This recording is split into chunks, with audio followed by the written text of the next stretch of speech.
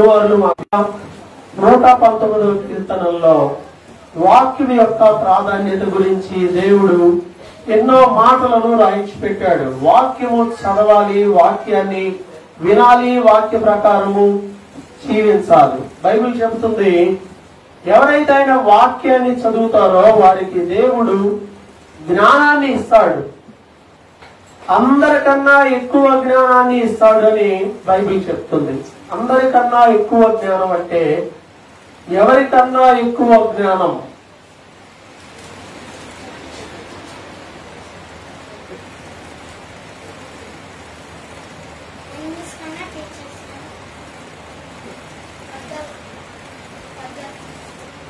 పెద్దలకన్నా. దేవుని వాక్యము మనుషులకు ఎలాంటి జ్ఞానం ఇస్తుందని బైబిల్లో రాయబడింది అంటే, మీ శత్రువులకు మించిన జ్ఞానం మీకు వస్తుంది అని రాయబడింది. శత్రువు అయిన సైతానుడు మనల్ని పడేయడానికి ప్లాన్ చేస్తుంటాడు. వాడికి ఒక నాలెడ్జ్ ఉంది, వాడికి చాలా నాలెడ్జ్ ఉంది. యేసు ప్రభుకే చెప్పాడు, నువ్వు దేవుని కుమారుడు అయితే దూకి చూపించు. ఎలా టెంప్ట్ చేయాలో వాడికి తెలుసు, ఎలా శోధించాలో వాడికి తెలుసు, నీకు తెలియదు. ఎందుకంటే నీ ముఖానికి బైబిల్ ఆదివారం తప్ప ఇప్పుడు పట్టుకో కాబట్టి. వాడికి తెలుసు బైబిల్లో ఏం రాయబడిందో, వాడికి సమయం కొంచెమే అని తెలుసు. అందుకే వాడు తీవ్రంగా ప్రయత్నిస్తా ఉంటాడు మనల్ని ఎలా పడగొట్టాలా. శత్రువులకు మించిన జ్ఞానం వాక్యం ద్వారా నీకు ఇవ్వబడుతుంది. బోధకుల కన్నా, నీకు టీచ్ చేసేటువంటి నీకు బోధించే వాళ్ళకన్నా ఎక్కువ జ్ఞానం నీకు తెలుస్తుంది. నాకన్నా ఎక్కువ జ్ఞానం మీకు ఎప్పుడు తెలుస్తుంది? ఎప్పుడు తెలుస్తుంది? చదివితే నీకు తెలుస్తుంది. అదేందో లోకంలో చదువుల మీద ఉన్న శ్రద్ధలో 0.1% కూడా చాలా మందికి బైబిల్ మీద లేదు. ఇది నిజం. మీ పిల్లల్లో కూడా అది కనపడటం లేదు. మీరు ఏం చేస్తున్నారో నాకు తెలియడంలా. నేను వారం వారం వీళ్ళని అడుగుతూనే ఉంటా. ఒకటి, వాళ్ళు అబద్ధం అన్న చెప్పు ఉండాలి. రెండు, మీరు మీ పిల్లల్ని ఆత్మీయంగా చంపేస్తున్నా ఉండాలి. కొంచెం అన్నా గమనం కలిగి ఉన్నారా మీ పిల్లల పట్ల? మా పిల్లలు లేచి కొంచెం బైబిల్ చదువుకొని ప్రేయర్ చేసుకున్నాకే ఏదైనా చేయాలనే ఒక అలవాటు వాళ్ళలో పెట్టాలనే ఒక ప్రయత్నం మీరు చేస్తున్నారా? లే పిల్లవాళ్ళే దున్నపోతు గాడిద పొద్దున్న 7 దాకా 8 దాకా పడుకున్నావు. లేచి ఏం చేయాలి? రెడీ అవ్వాలి, స్కూల్కి రెడీ అవ్వాలి. ఉదయం లేచిన దగ్గర నుండి పిల్లలకి లేపే పద్ధతి ఏంటి? ఎలా లేపుతాం? వాళ్ళకి ఏం చెప్తే లెగుస్తారు? ఉదయాన్ని ఎలా లేపుతారు పిల్లల్ని? స్కూల్కి టైం అవుతుంది, లేదు. మనిషివేనా? బతుకున్నావా? ఆత్మీయంగా చచ్చిపోయావా? నీకుంటే కదా ఆ బుద్ధి జ్ఞానం. నువ్వు లేచిన దగ్గర నుంచి వండుకున్నావా, తిన్నావా, కడుక్కున్నావా, ఉతుక్కున్నావా, ఇంక ఇదే పని. మన పిల్లలకు కూడా అదే. లే, స్కూల్కి వెళ్ళాలి, కాలేజీకి వెళ్ళాలి, పనికి వెళ్ళాలి, సంపాదించాలి. ఇదే పనిలోనే లెగుద్దాం. ముందు మనం ప్రార్థన చేసుకుందాం. మిగతా అన్ని చేయొద్దని నేను చెప్పట్లా. లేచి బైబిల్ చదువుకొని ప్రేయర్ చేసుకుని దానితో జీవితాన్ని ప్రారంభించి, ఇది ఒక చాలా బేసిక్, చాలా ప్రాథమికమైన విషయం. కానీ మీకు వాక్యం ఎక్కువైపోయి వింటున్నారుగా, తేనె ఎక్కువగా తింటే ఏమైపోద్ది? దాని రుచి అర్థం కాదు. అందుకే ఎక్కువ తినొద్దని చెప్తున్నాడు. వాక్యం మాకెందుకు తెలియదండి, అసలు పుట్టినప్పటి నుండి మేము వింటనే ఉన్నాగా, మాకు తెలియదా? పొరపాటు నాబోటోడు ఏదైనా తప్పు చెప్పినా కూడా ఆశగారు పాపం ప్రిపేర్ అయినా అన్నట్టున్నాడు, తప్పు చెప్పాడు ఈరోజు, అది అట్ట కాదు, అసలు దాని అర్థం ఇది అని కూడా చెప్పే స్థాయిలో ఉన్నావు. బానే ఉంది, తెలివితేటలన్నీ బాగానే ఉన్నాయి, మంచిదే, నీ బుర్ర పెద్దదే, ఒప్పుకుంటాం. నీ జీవితంలో వాక్యాన్ని 1% అన్నా పాటిస్తున్నావా? వాక్యం తెలుసుకోవడం పెద్ద విషయం కాదు. సైతానుడు కూడా నీకన్నా నాకన్నా ఎక్కువ తెలుసు వాడికి. నువ్వెంత పాటిస్తున్నావు? వాక్యము జ్ఞానాన్ని ఇస్తుంది. బోధకుల కన్నా మించిన జ్ఞానం. అలాగే వృద్ధుల కన్నా మించిన జ్ఞానం. వృద్ధాప్యంలో ఉన్న వాళ్ళకి వాళ్ళ జీవితం అనేది ఒక అనుభవాల సంచి కాబట్టి వాళ్ళకి ఎక్కువ తెలుస్తాయి. వృద్ధులకు సహజంగా పెద్దవాళ్ళకి వాక్యం ఏం చేస్తుందంటే వాళ్ళకి మించిన జ్ఞానాన్ని కూడా నీకు ఇస్తుంది. ఎందుకంటే ఒక వ్యక్తికి ఒక అనుభవం మాత్రమే ఉంటుంది. బైబిల్ గ్రంథంలో వేల మంది జీవితాల అనుభవాలు ఉన్నాయి. వాళ్ళ అనుభవాలు మనం చదువుకుంటే ఒక అతను చెప్తాడు కదా, ఒక వ్యక్తి జీవిత చరిత్రను చదివితే ఒక 60 సంవత్సరాల ఆయుష్ నీకు పొడిగించబడినట్టే. ఎందుకంటే లైఫ్ వాళ్ళ ఎక్స్పీరియన్స్ మొత్తం పుస్తకంలో ఉంటాయి. అవన్నీ నువ్వు చదివావనుకో ఆ నాలెడ్జ్ నీకు 60 ఏళ్లతో పని లేకుండా వచ్చినట్టేగా. బైబిల్లో చాలా మంది జీవితాల యొక్క అనుభవాలు ఉన్నాయి. వేల సంవత్సరాల అనుభవాలు దీంట్లో ఉన్నాయి. అప్పుడు నీకు ఎంత నాలెడ్జ్ వచ్చింది నువ్వు చదివితే? చదువుతున్నావా? చాలా మంది అలా నాకు అనిపించడం వల్ల పిల్లల్లో అసలు కనపడటం వల్ల, పిల్లల్లో కనపడలేదంటే పేరెంట్స్ లో లేనట్టే అర్థం. నేను చదువుతానండి బైబిల్ అంటే సరిపోదు. ఇది మనతో అలా అంతరించిపోయేలా చేయడానికి కాదు ఉంది. మనం మన పిల్లలకి దేవుని వాక్యం అనే స్వాస్థ్యాన్ని ఇవ్వాలి. పిల్లలకి దేవుని వాక్యాన్ని నేర్పించాలి. తండ్రులకు ఎన్నో గైడ్లైన్స్ ఇవ్వబడ్డాయి బైబిల్ గ్రంథంలో. బాధ్యత, తల్లి లేదా తండ్రి కుటుంబంలో ఎవరైతే పెద్దలుగా ఉన్నారో వారికి ఒక బాధ్యత ఇవ్వబడింది. ఆ బాధ్యతలు ఏంటి? తండ్రుల గురించి బైబిల్లో చూడద్దాం ఒకసారి. బైబిల్లో ఉన్న మాట చూద్దాం ఒకసారి. మత్తయి సువార్త చూడండి. మొదటిగా తండ్రి గురించినటువంటి మాట ఏమైతే ఉన్నదో ఒకసారి చూద్దాం. చూడండి మత్తయి సువార్త మనం ఒకసారి 6వ అధ్యాయం వైపు చూసినట్లయితే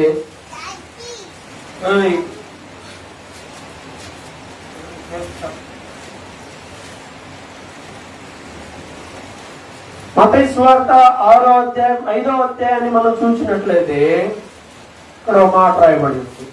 మత్తయి సువార్త, ఈ మాటలో నాకు వినపడకూడదు.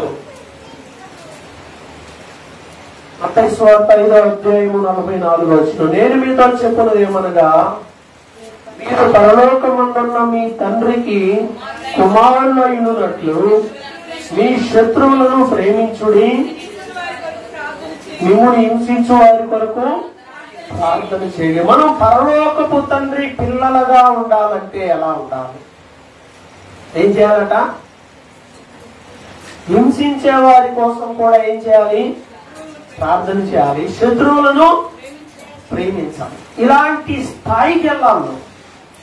ఏ స్థాయికి వెళ్ళాలి? శత్రువులను కూడా ప్రేమించే స్థాయికి ఎప్పుడు వెళ్తా ఉంటాం? మనకి నిజంగా లిటరల్ గా మనకి ఈ వ్యక్తి కీడు చేశారు అని తెలిస్తే, పక్కింటి వల్ల మనకి కీడు నష్టమే జరిగిందని తెలిస్తే, ఏదన్నా వాళ్ళకి మేలు చేసే అవకాశం వచ్చింది అనుకో నీ ద్వారా, అప్పుడు ఏం చేస్తాం? మేలు చేస్తారా కీడు చేస్తారా? ఖచ్చితంగా కీడే. అంతేనా? అంటే నువ్వు ఆత్మీయంగా ఒక మరగుజ్జువి, ఇంకంతే ఎదగో అలానే ఉంటావు. మనం మేలు చేసే స్థాయికి వెళ్ళాలి. అది ఆత్మీయంగా ఒక దిగ్గజం లాగా ఉండడం అంటే, ఆత్మీయంగా ఒక ఉన్నతమైన స్థానంలో ఉండాలి. ఆ కింది వచనంలో ఇంకా రాయబడినటువంటి మాట ఏమిటి అని అంటే 48 48వ వచనాన్ని చూద్దాం. 48వ వచనం, మీ పరలోకపు తండ్రి పరిపూర్ణుడు గనుక మీరును పరిపూర్ణులుగా ఉండేదారు అనే మాట మనం చూస్తున్నాం. ఎలా అంట? మన పరలోకపు తండ్రి పరిపూర్ణుడు గనుక, పర్ఫెక్ట్. మన తండ్రి పర్ఫెక్ట్ గా ఉన్నాడు. మనం ఆయన పిల్లలమై ఉన్నప్పుడు మనం కూడా ఎలా ఉండాలి? మనం కూడా పర్ఫెక్ట్ గా ఉండాలి, పరిపూర్ణులుగా ఉండాలి. పరిపూర్ణత వైపు మనం ప్రయాణం చేయాలి. విశ్వాస జీవితంలో రక్షణ పొందావు, బాప్తిజం తీసుకున్నావు, ఏ తాడికొండలోనో ఏ పుడంపాడులోనో ఏ అమరావతిలో మునిగొచ్చినంత మాత్రం అయిపోలా. నువ్వు పరిపూర్ణత వైపు వెళ్ళాలి. నీ విశ్వాస జీవితంలో మార్పు రావాలి. నీ ఆలోచనలు, నీ క్రియలు, నీ ఉద్దేశాలలో చాలా మార్పులు రావాలి. లోక సంబంధమైన వ్యర్థమైన దురాశలకు దూరంగా ఉండాలి, ఆత్మీయంగా ఎదగాలి. ఇది బాప్తిజం పొందిన తర్వాత నువ్వు చేయాల్సిన పని. అలా చేస్తున్నావా? రక్షణ పొందామండి, మారుమనసు పొందామండి, బాప్తిజం పొందామండి, ఎలా ఉన్నావు? బాప్తిజం పొందానని చెప్పుకుంటున్నావు, కనీసం బైబిల్ కూడా చదవట్లా. ఏమంటారు ఇలాంటి వాళ్ళని? కొంతమంది దగ్గర అసలు బైబిల్ అనేది అడ్రస్ లేదు. కొంతమంది బైబిల్ అసలు ఇళ్లలో ఎక్కడ షోకేజ్ లో పెట్టుకుని ఆదివారం పూట షోకు తీసుకొస్తా ఉంటారు. ఇంకొంతమందిని మెయిన్ రోడ్డు మీద నిలబడి చూస్తే చర్చిలకు వెళ్లే వాళ్ళు ఉంటారు, చాలా మంది అసలు బైబిల్లే ఉండవు కొంతమందికి. మరి ఎందుకు వెళ్తారో నాకు అర్థం కాదు. సరదాగా వెళ్తుంటారు, బైబిల్ ఉండదు చేతిలో. చేతులు అంటే బైబిల్ క్యారీ చేసుకుని మందిరానికి వెళ్ళడం, బైబిల్ ని పట్టుకొని వెళ్ళడం, లేదా బైబిల్ తీసుకెళ్లడం అనేది ఉండదు. వెళ్ళామా, వెనక కూర్చున్నామా, 4 మాటలు విన్నామా, అయిపోయిందా, కానుకేసామా, వచ్చామా? ఇదేనా భక్తి అంటే? ఇదేనా భక్తి అంటే చెప్పండి? దేవుడు ఇదేనా కోరుకుంటుంది? వచ్చో 2 గంటల ముందు ఓ ఎగ్జిబిషన్ లాగా షో చేసి ఏదో కొంచెం కానుకేసి వెళ్ళిపోతే నేను హ్యాపీగా ఉంటానని దేవుడు ఎప్పుడన్నా మనకు చెప్పాడా? ఆలోచన చేయండి. దేవుడు మన దగ్గర నుండి నిజంగా కోరుకుంటుంది ఏంటి, మనం చేస్తుంది ఏంటి? ఒకసారి మీరు అందరూ ఆత్మలుగా ఆలోచన చేయండి. దేవుడు సంతోషపడే భక్తి చేస్తున్నామా? మన తండ్రి వలె పరిపూర్ణత వైపే మనం వెళ్తున్నామా? లేకపోతే అందరిలాగా ఏదో నామకార్థంగా భక్తి చేస్తున్నామా? దేవుడు మనకి ఎన్నో గైడ్ లైన్స్ ఇచ్చాడు వాక్యంలో, క్రొత్త నిబంధనలో. అవేమన్నా కష్టమైనవి అంటే కష్టమైనవి ఏమీ కాదు. విషయం ఏంటంటే ఇష్టం లేదు మనుషులు. ప్రార్థన చేయడం ఇష్టం ఉండట్లా, బైబిల్ చదవడం ఇష్టం ఉండట్లా, వాక్యానుసారంగా జీవించడం ఇష్టం ఉండట్లా, అన్యాచారాలకు దూరంగా ఉండడం ఇష్టం ఉండట్లా. ఎలా అయినా చెప్పు, ఎలా చెప్పినా కానీ మనుషులు ఎలా అయిపోయారంటే ఈ జనరేషన్ లో, ఈ తరంలో వాళ్ళు విని వాత వేయబడిన మనస్సాక్షి గల వాళ్ళు అయిపోతున్నారు. వింటున్నారు, తెలుసుకుంటున్నారు, మరలా చెబితే మా తెలుసులేవయ్యా, ఎందుకు అన్నిసార్లు చెబుతావు అనేటట్టుకు తయారయ్యారు. మరి మనిషి అయినప్పుడు ఏదో సామెత ఉంది కదా, మనిషికి ఏంటంట, మనిషికి ఒక్క మాట, అదే గొడ్డు జంతువుకైతే ఒక్క దెబ్బ. నువ్వు మనిషి అయినప్పుడు ఒక మాట చెప్తే నీకు అర్థమైనప్పుడు మరి దాన్ని ఫాలో అవ్వట్లేదు. ఎందుకని ఆలోచించండి, ఎందుకని ఫాలో అవ్వట్లా? విషయం ఏంటి అంటే సింపుల్, ఇష్టం లేదు. అమ్మాయి మాట వినపడకూడదని చెప్పాడు. తీసుకొని వెనక్కి వెళ్ళాలి, ఆడి చెప్పడం కాదు. ఇప్పుడే కాదు, ఎప్పుడైనా మీ చర్చలు ఎవరైనా ఏదైనా ఇష్యూస్ మాట్లాడే ఉంటే సైలెంట్ గా రన్నింగ్ లో మీరు మాట్లాడుతూ ఉంటే నేను ఎలా మాట్లాడగలుగుతాను? నాకు అన్ని వినపడుతూనే ఉంటాయి. వెనక కూడా కొంతమంది కనీసం కామన్ సెన్స్ ఉండదు. ఈ అమ్మాయి కాదు, ఇంకొంతమంది అరే అమ్మాయి ఫోన్ టీసీ ఎగ్జాంపుల్ చెప్తున్నా, ఉదాహరణగా గట్టిగా అరవకూడదు, అవసరం ఉండొచ్చు, తప్పులేదు, కానీ స్లోగా మాట్లాడండి, చెప్పే వాళ్ళకి ఇబ్బంది లేకుండా. సందర్భం వచ్చినప్పుడు గుర్తుపెట్టుకుంటారని చెప్పారు. ఓకేనా? సో మనము వాక్యాన్ని ఫాలో అవ్వడానికి మనలో ఏముండాలి? ఇష్టం ఉండాలి. వాక్యాన్ని ఫాలో అవడానికి ఇష్టం ఉండాలి, ప్రేమ ఉండాలి, వాక్యం మీద ప్రేమ ఉండాలి. కష్టంగా చేసే దేని వల్ల ప్రయోజనం ఏముండదు. ఇష్టంగా చేయాలి, ఇష్టంగా బైబిల్ చదవాలి, ఇష్టంగా ప్రార్థన చేయాలి, ఇష్టంగా భక్తి చేయాలి. అయిష్టంగా చేస్తే అది నామకార్థంగా ఉంటుంది, దానివల్ల ప్రయోజనం ఏమి కూడా ఉండదు. ఇంకా బైబిల్లో ఇంకొన్ని మాటలు రాయబడి ఉన్నాయి, దయచేసి వాటిని ఒకసారి చూద్దాం. చూడండి, ఇదే మత్తయి సువార్తలో మరలా ఇంకో మాట చెప్పాడు. అదేమిటి అనంటే 17వ వచనం, 6వ అధ్యాయం 17వ వచనం చూడండి. ఇంకో మాట, మత్తయి సువార్త 6వ అధ్యాయం 17వ వచనం. ఉపవాసము చేయుచున్నట్టు మనుషులకు కనపడవలనని కాక రహస్యమున్న మీ తండ్రికే కనపడవలనని ఈ ఉపవాసం చేయనప్పుడు నీ తల అంటుకొని నీ ముఖము కడుక్కునుము, అప్పుడు రహస్యమందు చూచుతున్న నీ తండ్రి నీకు ప్రతిఫలం ఇచ్చును. ఏమంటున్నాడు? ఉపవాసం ఉన్నప్పుడు ఏం చేయాలంట? నీ పరలోకంలో ఉన్న నీ తండ్రి చూసేటట్టుగా ఉపవాసం ఉండి ప్రార్థన చేయి, ఆయన బహిరంగంగా నీకు ప్రతిఫలం ఇస్తాడు. ప్రశ్న ఇప్పుడు జెంట్స్ అందరికీ ప్రశ్న, పురుషులకి, మీరు ఎప్పుడన్నా ఉపవాసం ఉండి ప్రార్థన చేస్తున్నారా? ఎప్పుడన్నా ఉపవాసం ఉన్నారా? ఆలోచన చేయండి. బిజీ అయిపోతున్నారా? ఎప్పుడన్నా ఉపవాసం ఉండి ఒక పూట నీ కోసమో కుటుంబం కోసమో లేదా ఇంకా వేరే వాడి కోసం ఉపవాస ప్రార్థన ఎప్పుడన్నా మీకుందా?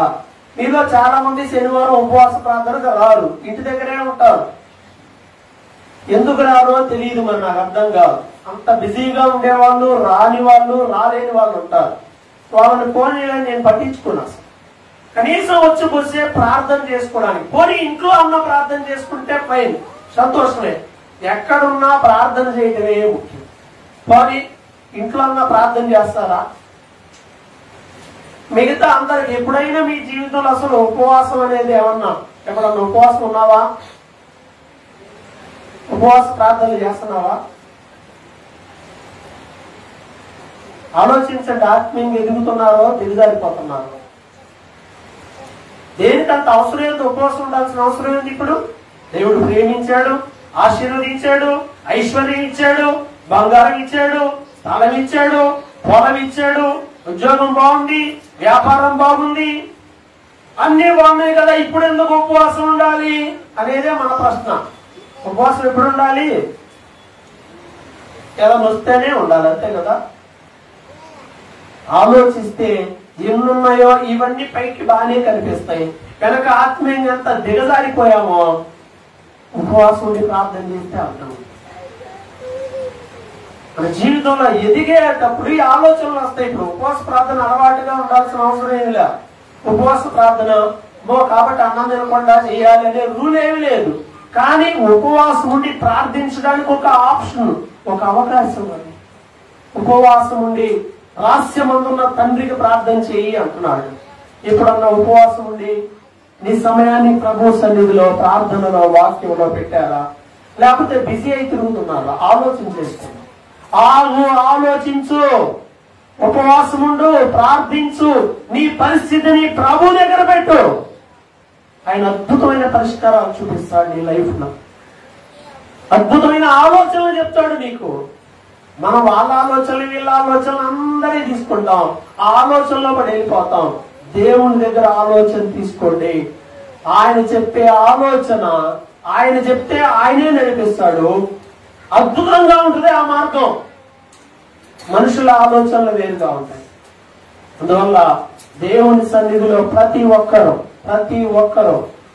13 సంవత్సరాలు దాటిన ప్రతి ఒక్కరూ అవకాశం ఉన్నప్పుడు ఉపవాసం ఉండి ఒక ఉద్దేశంతో ప్రార్థన చేయాలి. పిల్లలు కూడా నేర్పించాలి. ఒక పూట తినకపోతే ఏం చచ్చిపోరు. ఒక పూట చచ్చిపోతారు ఎవరన్నా? ఒక పూటకే. అంత చచ్చిపోయే వాళ్ళు ఎవరనంటే వాళ్ళకి కొంచెం మధ్య ఇవ్వండి, చాలా ఏం అవసరం అలా. మోషే 40 రోజులు ఉన్నాడు. 40 రోజులు దేవుని సన్నిధిలో అలానే ఉన్నాడు. అక్కడేం బిర్యానీలు పెట్టలే, ఆయన దేవుని సన్నిధిలో ఉన్నాడు. అందుకే ఆయన వాక్యము మనిషిని బ్రతికిస్తుంది అని చెప్తుంది. ఆయన సన్నిధిలో 40 రోజులు ఉన్నాడు. అక్కడ ఏమీ తినలేదు, ఏమీ తాగల. సాక్షాత్తు దేవుడే ఎదుర్కొన్నాడు. ఇంకేమవుతుంది ఆయనకి? దేవుని వాక్యం మనల్ని బ్రతికిస్తాడు. ఉపవాసం ఉండు, అది నీకు బలం. ఆత్మీయ జీవితంలో ఉంటున్నారా? ఉపవాస ప్రార్థన రక్షణ పొందిన వాళ్ళందరూ అడుగుతున్నాను. ఉపవాస ప్రార్థనలు ఉన్నాయా వ్యక్తిగతంగా? కానీ నా ముందు వచ్చో చర్చిలో వచ్చో నేనేం అడగట్లా. ఓపెన్ గా మీరు పర్సనల్ గా అయినా ఉపవాస ప్రార్థనలు చేస్తున్నారా? ఎన్ని ఆత్మీయ అవసరతలు ఉన్నాయి? సమస్యలు చెప్పండి అంటే ఎన్ని చెప్తారు? కంప్లైంట్స్ చెప్పంటే ఎన్ని చెప్తారు? మనుషులు చెబుతారు, బజార్లో అమ్మడి తిరిగి చెబుతాడు, మా కూతురు ఎట్లా తయారైపోయిందండి అని. సిగ్గే ఉండదు. ఇంట్లో అన్ని బజార్లు చెప్తుంటా ఉంటారా? ఓ మా కొడుకు ఇలా అయిపోయాడండి, మా కోడలు ఇలా తయారైపోయిందండి, ఓ మా మేనత్త కొడుకు ఇలా అయిపోయాడు. ఎగ్జాంపుల్ చెప్తున్నా మీకు. బజార్లో చెప్పుకుంటారు కుటుంబంలో అన్ని విషయాలు, బలహీనతలు. ప్రభు దగ్గరికి వెళ్ళి, ప్రభు ఇదిగో ఈ పనికి మనలోడు అయిపోయాడు, ఇదిగో ఈ అమ్మాయి ఇలా అయిపోయింది, ఇదిగో ఈ పరిస్థితి ఎలా ఉంది, ఈ పరిస్థితిని మార్చమని వాళ్ళ నిమిత్తమై ప్రభు దగ్గర ఎప్పుడని చెప్పావా? ప్రభు దగ్గర ఎప్పుడన్నా వెళ్ళి చెప్పావా? ఈ పిల్లగా తయారైపోతుంది ప్రభు, నాకు చేత కావడం లేదు, ఇలా నువ్వే ఏదైనా చేయాలి, నువ్వు ఆశీర్వదించగలవు, నువ్వు నాలెడ్జ్ ఇవ్వగలవు, మీరు నువ్వు బాగు చేయగలవు అని ప్రభు దగ్గర తీసుకెళ్లి ప్రార్థన చేస్తే ప్రయోజనం ఉంటుంది. బిడ్డల నిమిత్తమై ప్రభు సన్నిధిలో ప్రార్థించాలి. ఓ తండ్రిగా ప్రార్థించే బాధ్యత నీ భుజాల మీద ఉంటుంది. ఎప్పుడు మనం అనుకున్నాం బిడ్డలకు డబ్బులు ఇస్తే వాళ్ళే డెవలప్ అవుతారులే, మా అయితే ఉందో 5 లక్షలు తిను మొఖాన్ని కొడితే తిరిగి పెళ్లి చేస్తే దాని బాధ అది పడపదులే. బుద్ధున్న మాటలేనేవి. ఏదో వాడు రా చదువుతాడు, అయిపోయిన తర్వాత ఏదో సైకిల్ షాప్ లో పనిచేయడానికి తీసుకెళ్లి పడేస్తే అయిపోద్ది. లేకపోతే సింపుల్ గా చెప్పే మాట ఏంటంటే, చిన్నప్పటి నుండి ఎవరు అసలు ఫస్ట్ నుంచి బిగినింగ్ నుంచి అలవాటు చేసిన మాట ఏంటంటే, చదువుకుంటావా గేదెలు కాస్తావా. గేదెలు కాయడానికి పనికిరారు ఇలాంటి పనికి మాలిన వాళ్ళు అందరూ. గేదెలు కాయాలంటే చాలా అవసరం, చాలా నాలెడ్జ్ అవసరం, చాలా కన్సర్న్ అవసరం. ఈ పనికి మాలిన వాళ్ళు గేదెలు కాయడానికి అసలు పనికే రాదు. ఆ పేడ ఎత్తేయడానికి మాత్రమే ఆ పనికి వస్తారేమో నా దృష్టిలో. ఆ స్థాయికి ఎవరన్నా వెళ్తే నేను చెప్పేది. కాబట్టి ఈ పనికిరాని మీద ఉన్న గేదెలు కాసే వాళ్ళని అనుకోమాకండి, దానికి కూడా పనికిరాదు. ఎలాంటి పనికిరాని వాడినైనా సరే దేవుడు ఆశీర్వాదకరంగా మార్చగలడు. ఎప్పుడంటే మనం వాడిని దేవుడి దగ్గరికి తీసుకెళ్ళి, ఈ సమస్యల్ని దేవుడి దగ్గర తీసుకెళ్ళి ఉపవాసం ఉండి ప్రార్థిస్తే దేవుడు ఏం చేస్తానన్నాడు? నువ్వు రహస్యంగా ప్రార్థిస్తే దేవుడు బహిరంగంగా ప్రతిఫలం ఇస్తాడు, ఓపెన్ గా ఇస్తాడు. నీ దీవెన అందరూ కనబడిపోతుంది. దేవుడు నీకు ఇచ్చిన దీవెన, దేవుడు నీ జీవితంలో చేసిన కార్యం అందరికీ తెలుసుకోండి. రహస్యమందు ఉపవాసం ఉండి ప్రార్థన. ఎంతమంది ఆత్మీయంగా దిగజారిపోతున్నారండి? లోకాన్ని వైపు పరిగెడుతున్నారు, అదేందో మరి ఏందో పారిపోతుందో అన్నట్టుగా. అవసరమే లోకంలో ఉన్నాయి కానీ దేవుణ్ణి పక్కన పెట్టి పరిగెత్తరు, ప్రార్థనలో పక్కన పెట్టి పరిగెత్తరు, వాక్యాన్ని పక్కన పెట్టి పరిగెత్తడం.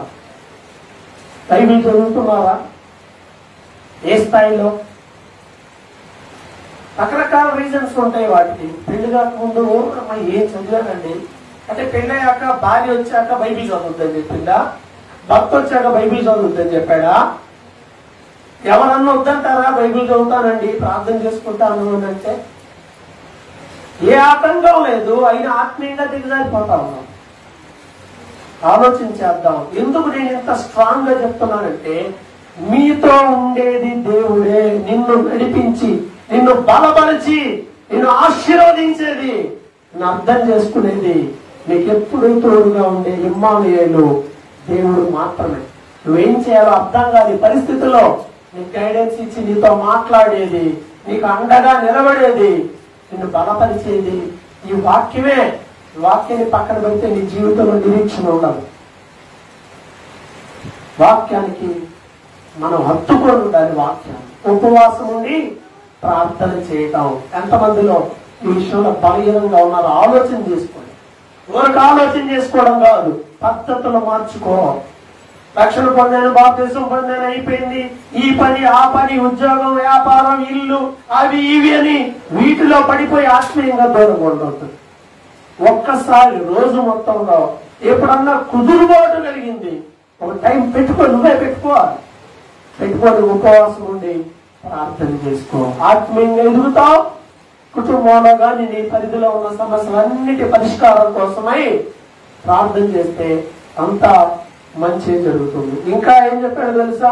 ఇదే మత్తయి సువార్తలో ఇంకో మాట చూద్దాం, చూడండి.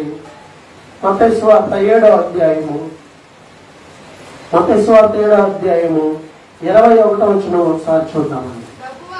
మత్తయి సువార్త 7వ అధ్యాయం 21వ వచనం. ప్రభువా ప్రభువా అని నన్ను పిలుచు ప్రతివాడు పరలోక రాజ్యంలో ప్రవేశింపడు గాని పరలోకమందున్న నా తండ్రి చిత్త ప్రకారము చేయువాడే ప్రవేశించును. పరలోకం ఎవరు వెళ్తారు? పరలోకం ఎవరు వెళ్తారు?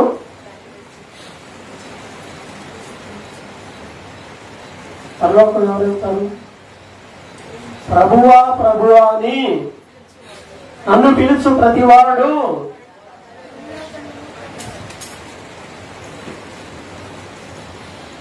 పరలోక రాజ్యంలో ఓవర్ షో చేస్తే సుఖమే ఉంది. మనిషి ఇక్కడ మనసు ఇంకొక 25 నిమిషాలు ఉంది, తర్వాత మన ఇష్టం. ఆత్మీయ జీవితంలో కూడా అలా ఉంటారు కొంతమంది. ఏదో పరీక్ష, అమ్మ ప్రార్థనకి వెళ్ళారు, అమ్మ బైబిల్ తీసుకోరా, బైబిల్ దగ్గర పెట్టుకోరా, ప్రార్థన చేసుకో, చిన్న ప్రార్థన చేసుకొని బయలుదేరి ఎక్కడికి సినిమాకి ప్రార్థన చేసుకొని రాకపోకల్లో దేవుడు కాపుదలు ఉండాలి, అవన్నీ వాడికి గుర్తుండాలి, మర్చిపోకూడదు జీవితకాలం అంతా. ఎక్కడికి వెళ్తున్నావు ప్రార్థన చేసుకుని? దేవుని వాక్యానికి విరోధమైన పనులు చేయడానికి దేవుడి స్టాంపు కావాలి మరలా. ప్రభువా ఈ రోజంతా నన్ను కాపాడి, అవి చేసి ఇవి చేసి, దేవునికి విరోధమైన ఎంత చెప్పినా మైండ్కి ఎక్కడం అలా, మనుషులకు అర్థమే కావట్లా. ఇది కాదు అంటే దానికి ఆప్షన్ చెబుతున్నారు, నీకు తెలియదులేయా. నేను అందరికి అదే చెప్తున్నాను, నిజమే, నాకైతే ఏం తెలియదు. మీకున్నంత నాలెడ్జ్ అయితే నాకు లేదు. నాకున్న నాలెడ్జ్ ఏదన్నా ఉంటే కొద్దిగా వాక్యానికి సంబంధించి కొద్దిగా ఉంది, నేను దాన్నే ఫాలో అవుతాను. నేను నమ్మే దీన్నే, మిగతా దాన్ని పెద్దగా నమ్మను. వాక్యం ఏం చెప్తుందో జాగ్రత్తగా దాన్ని బట్టి వెళ్ళటమే మనకు తెలిసింది. అది కూడా నానా బాధలు పడాల్సి వస్తుంది, కింద మీద పడి లేచి రకరకాల పరిస్థితులు దాటుకొని వెళ్ళాలి. అలా ఉంటేనే చిన్నది దారిలో పడి వెళ్తాం. ప్రభువా ప్రభువా నన్ను పిలుచు ప్రతివాడు పరలోక రాజ్యంలో గుండె మీద చేసుకొని కళ్ళు మూసుకొని చేతులు ఎత్తొద్దు, ఎవరికి చెప్పొద్దు. నువ్వు పరలోకానికి వెళ్తావా? నీ మనసు పరలోకం మీద ఉందా? నీ ధనం ఎక్కడ ఉంటుందో నీ హృదయం అక్కడ ఉంటుంది. ఎక్కడుంది నీ హృదయం? ఇప్పుడు చెప్పు, నీ హృదయం ఎక్కడుంది? నువ్వు చేస్తా ఉంటారు ప్రతి వాళ్ళు, ఊరకని ఒక ఏడుపులు ఏడుస్తూ ఉంటారు. అయ్యా బాబులు ఎవడో సంపాదిస్తాడు, వీళ్ళు ఏడుస్తూ ఉంటారు. సంపాదించడం చేత కాదు, పైసా పనిచేయడం కూడా చేత కాదు. కానీ అరడు కోసం ఎన్ని కేసులు ఉన్నాయి కోర్టులో? ప్రాబ్లం ఏంటి? అరడిగే. ఆడే పోనీలే, మావాడే కదా, ఈ అరడు తీసుకొని పోనీ. అమ్మ ఎందుకు పోనీయాలి? అది తేలదు. ఇప్పుడు అలా తేలవయ్యి, వాడు చచ్చిపోయిందా అది తేలవయ్యి. ఈ లోపలంతే ఎవరికి ఆ పొలం ఎవరికి ఉపయోగపడదు. అలా ఉంటే మనుషుల తప్పు. అదన్నీ మనం పరలోకం వెళ్తామా? అసలు ఆలోచన రోజుకు ఒక్కసారన్నా పరలోకం గురించి ఒక చిన్న ఆలోచన ఎక్కడన్నా అడుగునైనా చచ్చిపోయే ఆత్మే కానీ రాదు ఆలోచన. బైబిల్ చదివి ప్రార్థన చేసుకుంటే వస్తా ఉంటుంది ఆలోచన. ప్రభువా ప్రభుని పిలవడం కాదు, పరలోకమందున్న తండ్రి చిత్తము అంటే ఇష్టం. తండ్రి ఇష్ట ప్రకారం మనం నడవాలి. తండ్రి ఇష్టం. ఏ తండ్రి ఇష్టం? పరలోకపు తండ్రి ఇష్ట ప్రకారం నడవాలి. ఇప్పుడు లెక్కల దారిలోకి వద్దాం. పరలోకపు తండ్రి ఇష్ట ప్రకారమే నువ్వు జీవిస్తున్నావా? ఎవరిష్ట ప్రకారం జీవిస్తున్నావా? పరలోకపు తండ్రి ఇష్ట ప్రకారమే నేను జీవిస్తున్నాను నువ్వు ధైర్యంగా చెప్పుకోగలిగితే నో ప్రాబ్లం, నువ్వు ఆత్మీయంగా హ్యాపీ బ్రహ్మాండంగా ఉన్నట్లు లెక్క. పరలోకపు తండ్రి ఇష్టము. అసలు చిన్న ఫంక్షన్ అయితే చాలు, ప్రార్థన కూడా పనిచేయదు. ఆ ప్రార్థనలు ఎప్పుడుండేయే కదా. ప్రార్థనకి ఎందుకు రాలేదమ్మా? పోయిన వారం ఎందుకు రాలేదు? పోయిన వారం రానోళ్ళు ఎవరు? కొంతమంది ఉంటారు. అర్జెన్సీస్ కొన్ని అవి వేరు, మిగతా వాటి దేనికి మినహాయింపడదు. కొన్ని ఉంటాయి కదా, ప్రెస్సీ రాలిపోయిన వారు. ఆయనకి వెళ్ళాం, క్లినిక్కి వెళ్ళి డాక్టర్ వాళ్ళు ఉన్నారు, క్లినిక్కి వెళ్ళామంటాను. గుర్తుపెట్టుకో, లైఫ్ టైం లెసన్ ఇది. ప్రార్థన మానేసి చేసే ఏ పనిలో ఎవరు వర్తిల్లరు. ఆ రోజు ఆదివారమే చుట్టాలు ఇంటికి పోవడానికి కుదురుద్ది మనకి. సైతానికి శోధన. మిగతా ఎవరో మానేయాల, నువ్వే మానేసావు. మిగతా ఎవరన్నా మానేస్తే వాళ్ళు ఎవరైనా లాసే, అది ఎవరైనా లాసే. ప్రార్థన మానేసి మనం ఏం చేయాలి? దేవునికి ప్రయారిటీ ఇస్తే దేవుడు మనకు ప్రయారిటీ ఇస్తాడు. అతడు నన్ను గణపరుచుతున్నాడు కనుక నేను అతన్ని గణపరుచు. 10th క్లాసు ఇప్పుడు ఇంకా 10th వస్తే ఏమవుతుంది? అసలు ప్రార్థనకు రారు. నాకు అదే అర్థం కాదు. చూసి రాసేవాళ్ళు, అన్ని బట్టి చదివేవాళ్ళు, పెద్ద అరగబెట్టేది ఏమి ఉండదు. మళ్ళీ దేవుని పక్కన పెట్టే ఆటలో ముందు పెట్టావా? దేవుణ్ణి వెనక పెట్టావా? వెనక పెడితే అయిపోయినట్టు ఇక చేసేది ఏమి లేదు. యాపిల్ జ్యూస్ అయిపోతావు. అర్థమైందా? ఎవరో ఒకరు తాగేసేస్తారు. పండు ఉండదు. ప్రయారిటీ, వాక్యానికి ప్రయారిటీ ఇవ్వాలి. మనం ఎలా ఉండాలి? ప్రభువా ప్రభువా అని పిలిచేవారిగా ఉండకూడదు. ప్రయారిటీ ఇవ్వాలి. దేవునికి ప్రయారిటీ ఇవ్వు. దేవుని చిత్తానికి ప్రయారిటీ ఇవ్వు. సరేలే ఆరాధన తర్వాత ఎందుకు కానీ నా ఎమ్మటి వచ్చేసి నీకు బంగారం చేయనిస్తానంటే ఎటు వెళ్తావు? చైనా ఆరాధన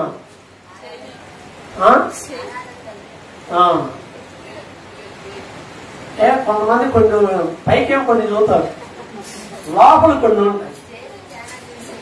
నువ్వు కాదు, కొంతమంది సంగతి చెప్తున్నా. పైకి వాళ్ళు ఏమంటారంటే ఆరాధన అంటారు, కానీ చైన్ బ్యాచ్ అది. ఒక 5,000 ఎక్స్ట్రా ఇస్తాం ఈరోజు ప్రార్థన మానేసిరా అంటే పోరా పోరా. మనం ఒక్కసారిగా పాస్టర్ గారిది ఏముంది, పిలిచి ఇంటికి పిలిచి ఒకసారి ప్రార్థన చేద్దురా అని పిలిచి ఏదో కూల్ డ్రింక్ ఇస్తే కూల్ అయిపోతాడు. అంతే కదా? ఓ ముద్ద అన్నం పెట్టి చక్కగా చికెన్ తో పెడితే చిల్ అయిపోతాడు. ఇంకేముందిలే అని అనుకుంటాడు. ఒకవేళ మనిషికి వచ్చాము కానీ దేవుడు అవ్వడం. ప్రయారిటీ ఇవ్వండి. దేవునికి ప్రయారిటీ ఇచ్చే వాళ్ళని దేవుడు చూస్తాడు, వాళ్ళు ఆశీర్వదించబడతారు. ప్రయారిటీ ఎవరికి ఇవ్వాలి?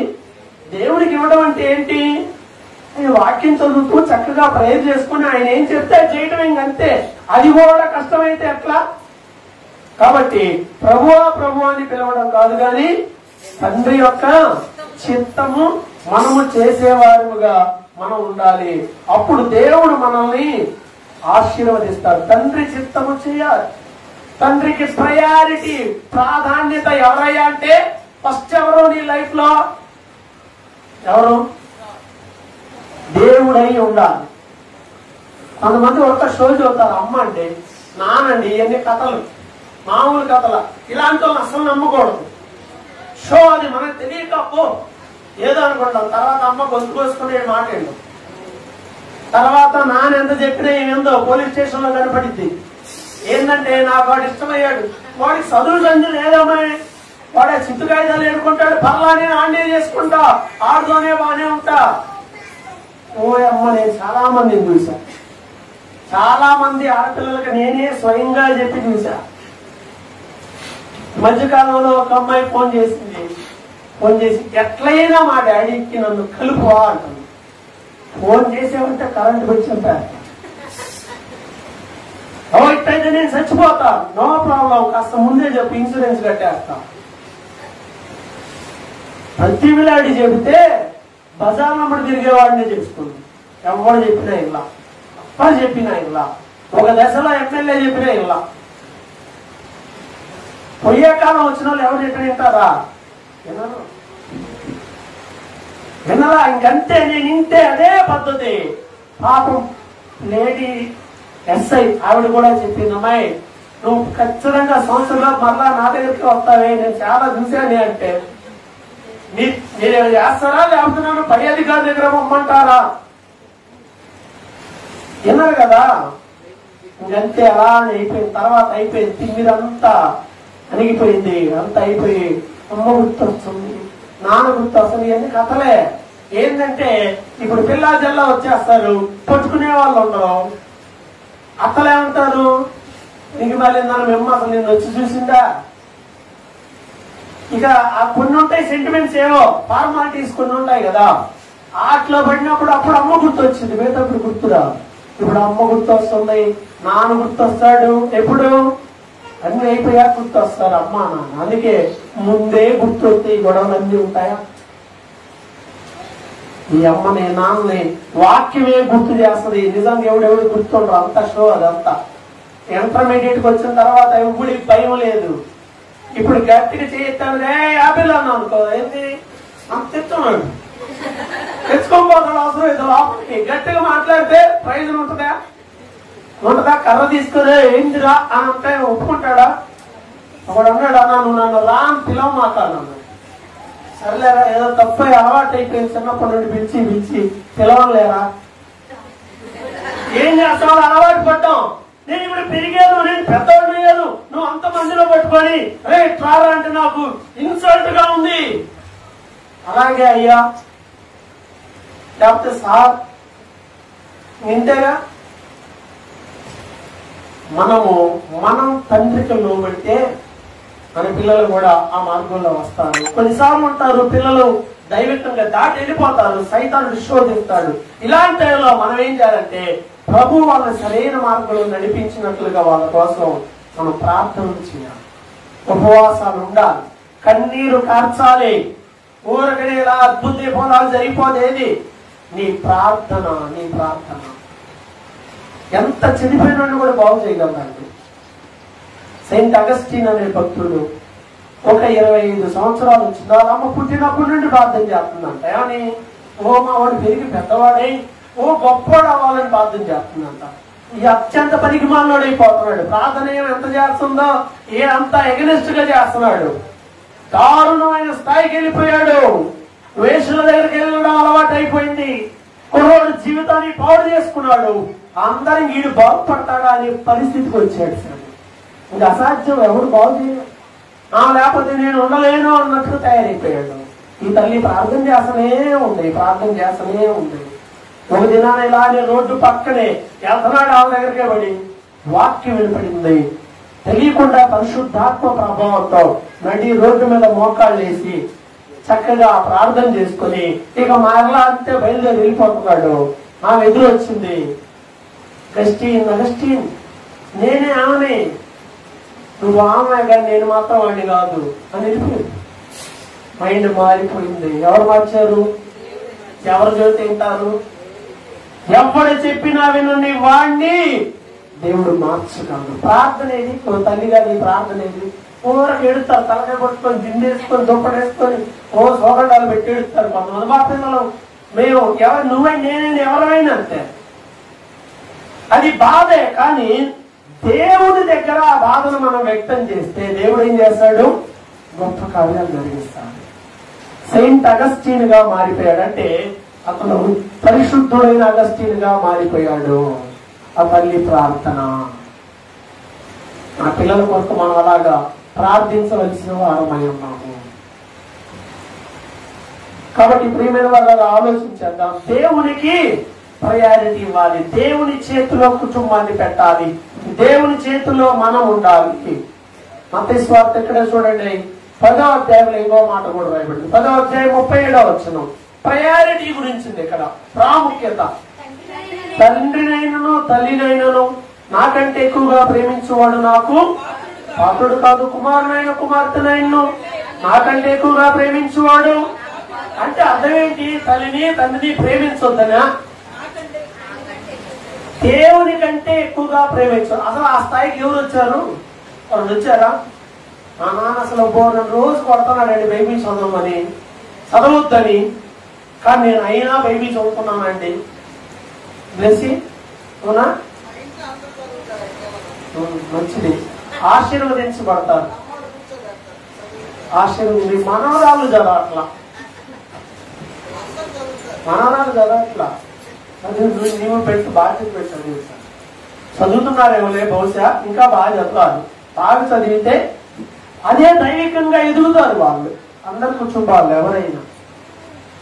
మనకి వ్యతిరేక పరిస్థితుల్లో ఉన్నా కూడా మనం ఏం చేయాలంట?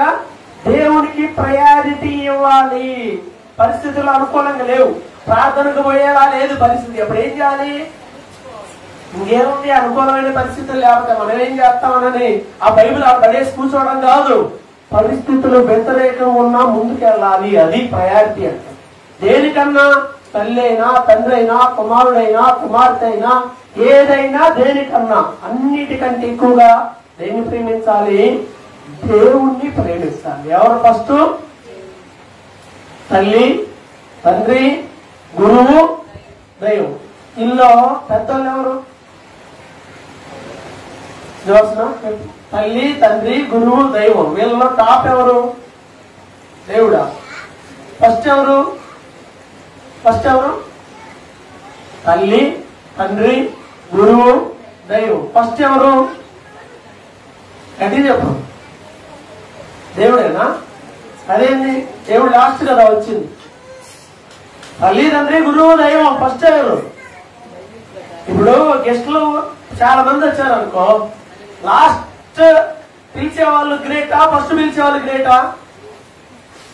నలుగురు స్పీకర్లు వచ్చారనుకోండి చర్చిలో, నలుగురు చెప్తా ఉంటారు. ఫస్ట్ చెప్పేవాడు గొప్ప వ్యక్తి కింద పరిగణ, చివరి చెప్పేవాడు గొప్ప వ్యక్తి కింద పరిగణ. లాస్ట్ లో చెప్పేవాళ్ళే స్పీకర్, మెయిన్ స్పీకర్ అంటారు. తల్లి, తండ్రి, గురువు, దైవం చివరిలో ఉన్నాడని చివరి మాట, ఆయనే టాప్ అని. ఈ తల్లి తండ్రిని చూపించి మీ నాన్న అని అంటే నాన్న అంటున్నావు. ఈ తండ్రి తీసుకెళ్లి గురువు దగ్గర పడేసి చదువు, బుద్ధి, జ్ఞానం నేర్పించాయా, వాడికి దేవుణ్ణి నేర్పించాయా అని చెప్తాడు. వాడు దేవుణ్ణి తెలుసుకోవాలి. అది దాని అర్థం. అది దేవునికి ప్రయారిటీ ఇవ్వాలి. ఏం చేయాలి? మన జీవితంలో ఎలాంటి పరిస్థితులు వచ్చినా దేవునికి ప్రాధాన్యత ఇవ్వాలి. అందరి ప్రాధాన్యత ఎవరికి?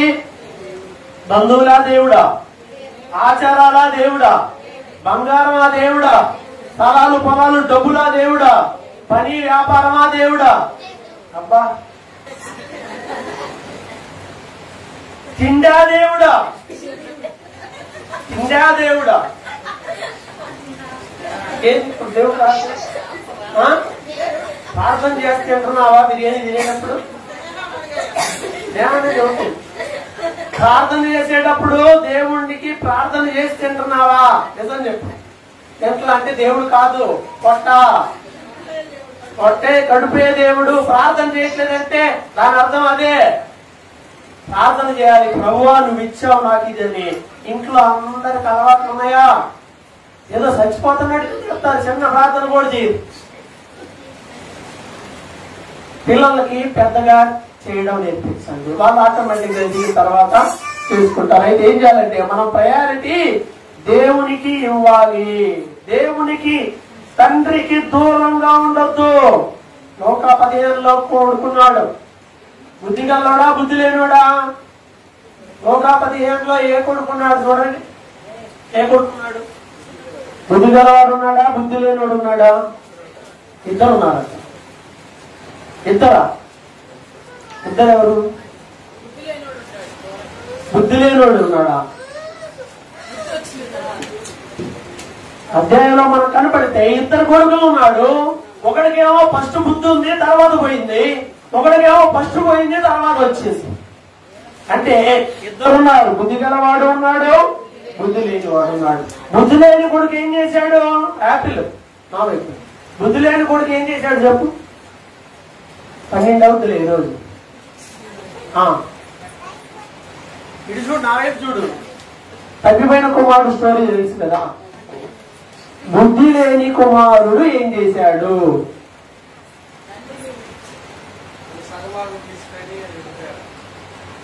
ఆస్తిలో భాగం తీసుకొని వెళ్ళిపోయాడు. ఇప్పుడు భాగం తీసుకొని పోయేవాడిని ఏమంటారు? ఇప్పుడు భాగం తీసుకొని పోయే కుమారుణ్ణి ఏమంటారు? బుద్ధి లేనివాడు. బుద్ధి గలవాడంటే ఎవడు? తండ్రి మాట విని ఆ ప్రకారం ఉండేవాడు బుద్ధి గలవాడు. ఇప్పుడు లెగిస్తే ప్రతి ఒక్కడు మాట్లాడే మాట ఏంటి? నాది నాకు పంచేయాలి. నువ్వు సంపాదించావా? నాది నాకు పంచు. ఈ పంచుడి దగ్గర చచ్చిపోతుంటారు చాలా మంది. ఏమి లేదు, చివరికి 6x3 ఫైనల్లో. అది ఎప్పుడో తెలియదు. కాబట్టి ఈ కుమారుడికి ఏమొచ్చింది ఆలోచన అంటే, అది నాకు పంచితే నేను వెళ్ళిపోతాను. ఎవరిని విడిచిపెట్టి వెళ్ళిపోతున్నాడు? తండ్రిని విడిచిపెట్టి వెళ్తాడు. తండ్రిని విడిచిపెట్టేటువంటి పిల్లలు.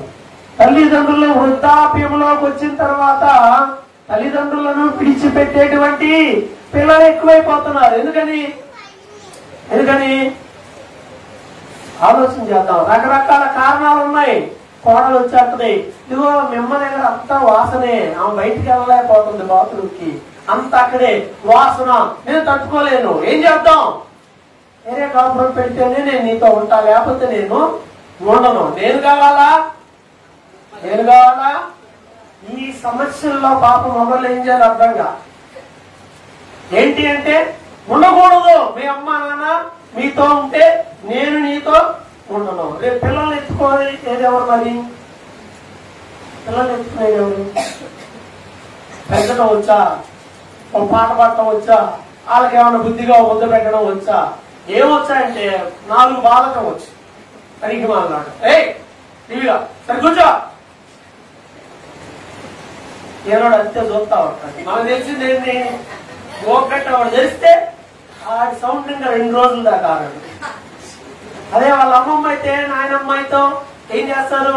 తాత అయితేనో నాకు తెలిసి వాళ్ళ కొంచెం గొప్ప బాగు చేసిందో తాత అనుకుంటున్నాడు. శ్రద్ధగా రోడ్డు మీద చక్కగా కూర్చోబెట్టాడు, హ్యాపీగా సైలెంట్ గా కూర్చోబెట్టడం చాలా గొప్ప విషయం. సో ఏదేమైనా మనము మన పిల్లల జ్ఞానము గల కుమారుడు ఏం చేస్తాడట? తన తల్లిదండ్రుల పట్ల బాధ్యత కలిగి వ్యవహరిస్తాడు. తల్లిదండ్రుల పట్ల ఏముండాలి? బాధ్యత ఉండాలి. తల్లి పట్ల బాధ్యత ఉందా?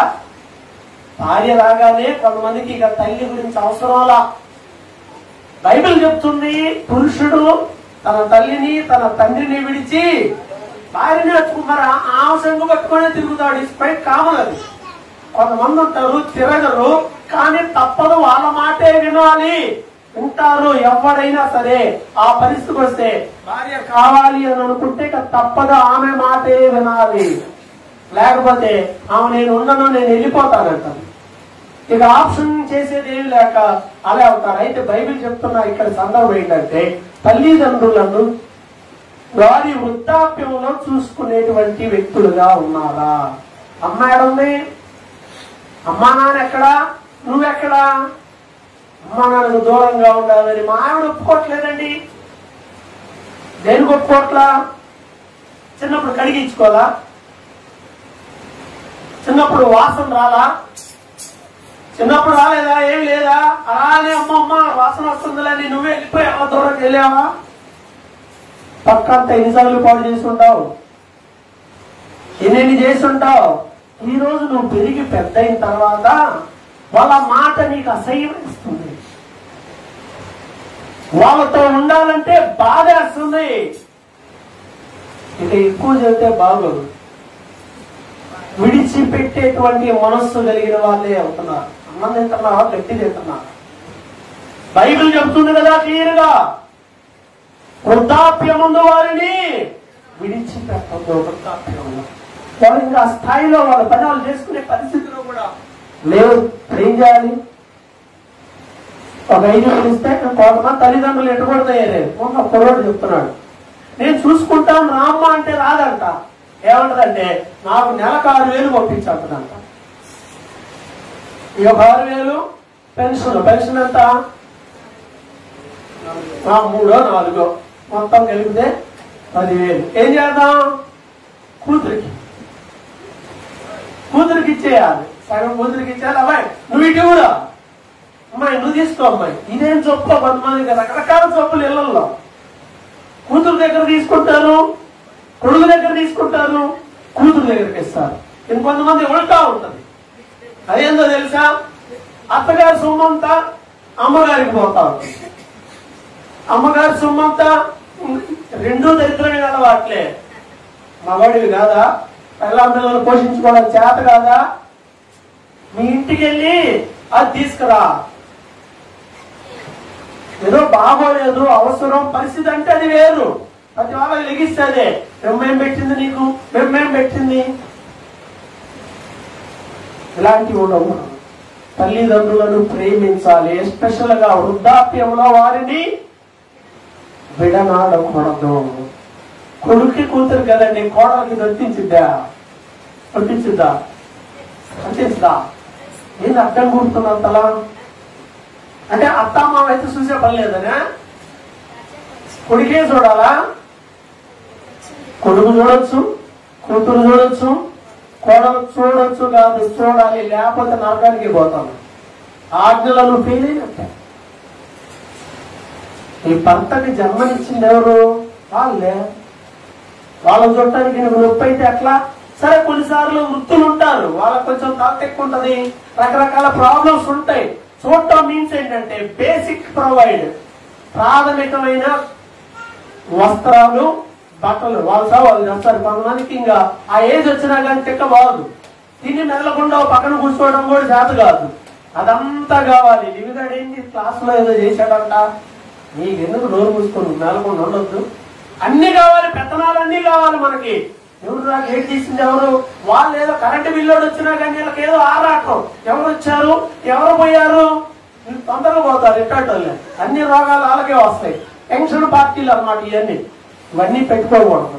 చక్కగా వృద్ధాప్యంలో ప్రార్థన చేస్తూ కుటుంబం కోసం ప్రభు సన్నిధిలో గడుపుతుండాలి. పిల్లలు ఏం చేయాలి?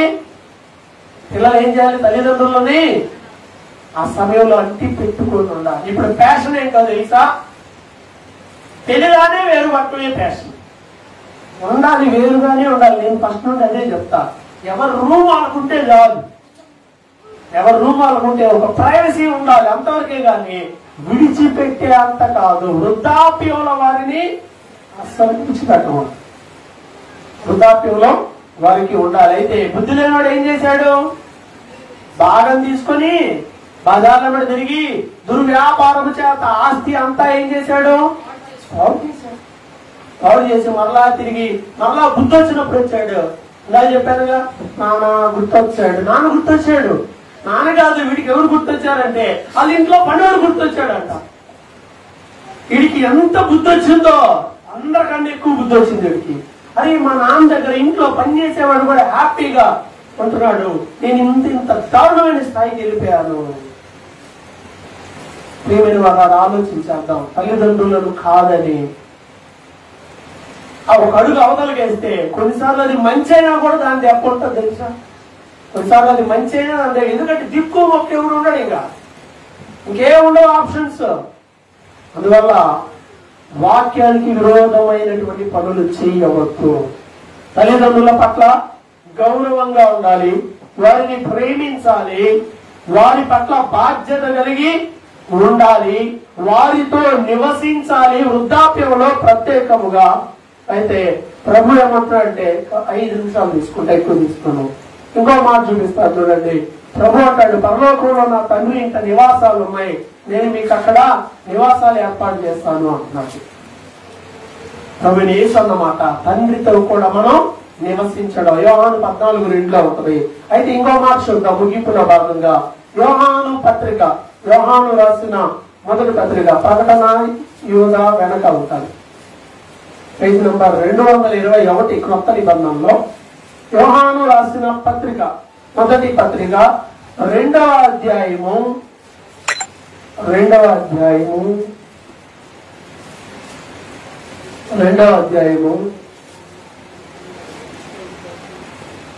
వచనం చూద్దాం. 13.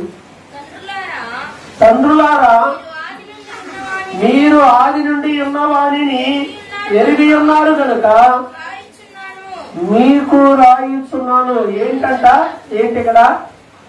తండ్రులారా, మీరు ఆది నుండి ఉన్నవానిని ఎరిగి ఉన్నారు. ఇదే మాట మరలా 14లో కూడా ఉంటుంది కింద, ఇదే వచనం. మీరు ఆది నుండి ఉన్నవానిని ఎరిగి ఉన్నారు. ఆది నుండి ఉన్నవాడు అంటే ఎవరు? తండ్రి దేవుడు. దేవుడు చెప్పండి ఉన్నాడు. ఆది నుండి, ఇన్ ద బిగినింగ్, ఆది నుండి ఎవరున్నారు? తండ్రి అయిన దేవుడు ఉన్నాడు. తండ్రులారా, మీరు ఆది నుండి ఉన్నవానిని ఎరుగుతారంటే తండ్రులు ఎవరు తెలుసుకుండాలి? మన పరలోకపు తండ్రిని తెలుసుకుంటాం. మనందరం ఎవరు తెలుసుకొని ఉండాలి? మన తండ్రిని తెలుసుకోవాలి, మన తండ్రి దగ్గర ఉండాలి, తండ్రి మాటలు వినాలి, తండ్రి చొప్పున చేయాలి. ఇవేగా ఇప్పుడు అన్ని మనం చూసిన వాక్యాలు అన్నివేగా. తండ్రి చిత్తం చొప్పున చేయాలి, తండ్రి దగ్గర ఉండాలి, తండ్రి మాట వినాలి, తండ్రి మాటల ప్రకారం జీవిస్తూ ఉండాలి. అన్ని కూడా తండ్రి మాట చొప్పున లేదా తండ్రి ఇష్టం చొప్పున. అయితే ఇంతగా తండ్రి తెలుసా? అసలు తండ్రి ఎవరో తెలియకపోతే ఎవరు మాట వింటాం?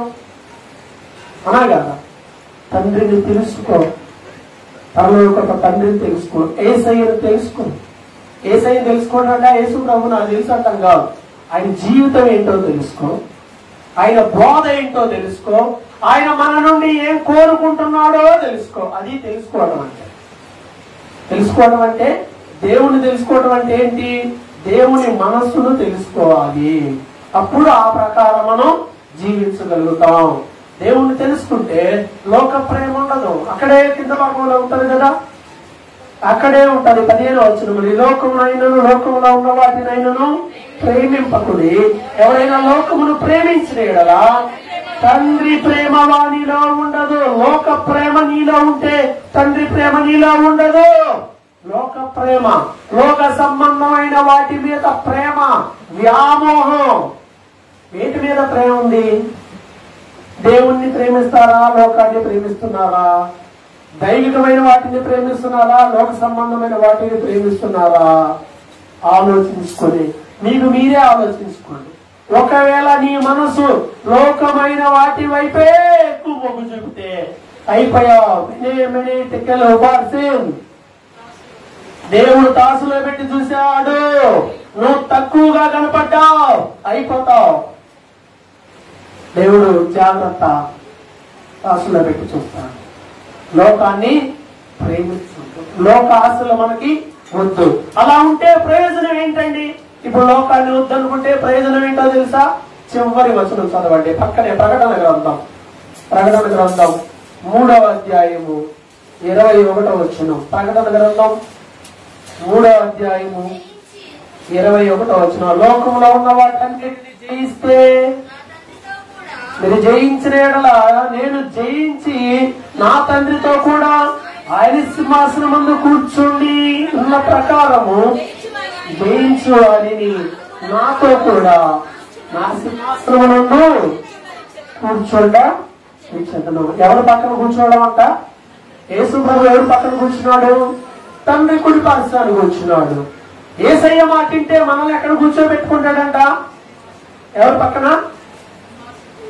తండ్రి కుడి పక్కన యేసయ్య ఎలా కూర్చున్నాడో ఆయన పక్కనే ఎవరు కూర్చోబెట్టుకొని ఇస్తానన్నాడు? ఆయన మాటలు విని జయిస్తే నిన్ను ఎక్కడ కూర్చోబెట్టుకుంటాడు? యేసు ప్రభు పక్కనే నువ్వు కూర్చోవడం అంటే చిన్న విషయమా? జబదయి కుమారు తల్లి అడిగింది, అయ్యా కుడివైపున ఒకడనో ఎడమవైపు ఒకటి నేర్చుకోయా, మా వాళ్ళు ఇద్దరున్నారు అటొకండి ఇటొకండి. ప్రభు అన్నాడు, అమ్మా అది నా చేతుల్లో లేదమ్మా. ఎంత గొప్ప ప్రార్థన చేసింది, నా పిల్లలు ఇలా నీ పక్కన ఉండాలని. దేవుని పక్కన కూర్చోవడం అంత సులభం కాదు. యేసయ్య అంటున్నాడు, నేను జయిస్తే లోకాశల్ని మిమ్మల్ని నా పక్కనే కూర్చోబెట్టుకుంటాను. ఉందా? దేవుని పక్కన కూర్చోవాలని ఉందా? లోకంలో మనుషుల పక్కనే కూర్చోవాలని ఉందా? లోకంలో గొప్పవారి పక్కన కూర్చోవాలని ఉందా? రాజాది రాజు పక్కనే నువ్వు కూర్చోవాలంటే జయించాలి, జయ జీవితం కావాలి. ఇంకా ఉంది కదా ప్రకటన చివరిలో, ఆయన మన తండ్రి నామము వారి నొసళ్ళ యందు ఉంటుంది అని కూడా. ఒక పేరు మన నుదుటి మీద ఉంటది, మన తండ్రి నామం ఉంటది మన నుదుటి మీద. ఇక్కడ దేవుడు తన పేరుని మన నుదురున పెడతాడట. ఇంత గొప్ప భాగ్యం ఆయనతో ఉండాలి అని అనిపిస్తే ఆలోచన చేసి ఆత్మీయంగా ఎక్కడ దిగజారేవో యథార్థంగా ప్రార్థన చేస్తే ఈ స్థితిని మరలా దేవుడు మార్చి ఆయనతో అంటు కడతాడు. దేవుడు మనల్ని ఆశీర్వదిస్తాడు. తల ఉంచి ప్రార్థన చేసుకుందాం. అందరు తల ఉంచండి, ప్రార్థన చేద్దాం.